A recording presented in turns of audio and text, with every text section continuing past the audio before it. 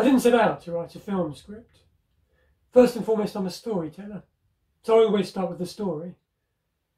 Then when I've nailed down the basic plot, I start to think about which medium will be the best way of presenting it. In the case of H2-O, the idea grew out of the unique situation which we find ourselves in 2020 with COVID-19. The fight to stop the spread of the virus has forced people into isolation like never before, which started me thinking about the concept of isolation. I decided to take it to an extreme with a Robinson Crusoe-style story set in space. I wanted it to have the excitement of a space opera like Star Wars, but also to incorporate the dark comedy and shock ending like you find in anthology shows like The Twilight Zone or Black Mirror. These kinds of stories are usually very visual, so I didn't think straight prose was the best way to approach it. It reminded me a little of the Future Shock comic strips in 2000 AD, which I'm a big fan of, by the way. So I drafted it out as a script for one of those in the first instance, but I didn't print it. So I had another look at it and thought, actually, this would work better as a short film. It was the way I'd always seen it in my head anyway, and it would give me the opportunity to expand it.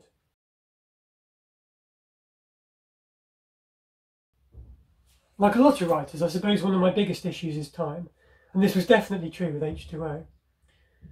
There always seemed to be other things to do. Work, meetings, promotion on social media, so I really had to push for opportunities to work on the project. Not just stolen moments here and there, but proper windows that would allow me to get into the flow.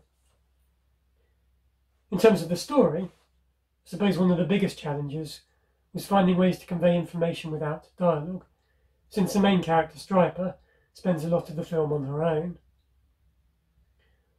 I did this by writing in visual cues, which a director can build on. Fingers crossed. Another hurdle was keeping the script succinct. As I mentioned before, I was partially inspired by shows like The Twilight Zone, but I felt my story would be more powerful if I could capture the essence of these shows in a more compressed way. Done well, short films have a unique power to catch you by surprise.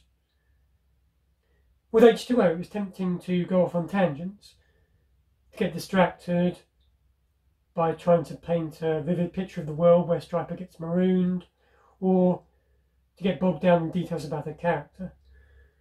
I forced myself to focus on one thing, a struggle to find water.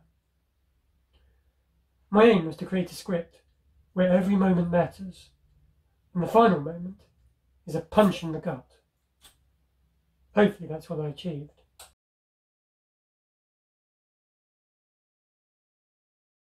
The script hasn't been optioned yet, but I certainly have a bucket list of actresses who I can visualise in the lead role. Charlize Theron would be a good choice. Striper is a tough, battle-hardened fighter pilot, and you only have to look at Charlize's performance in Mad Max Fury Road to see how capable she is of portraying this kind of character.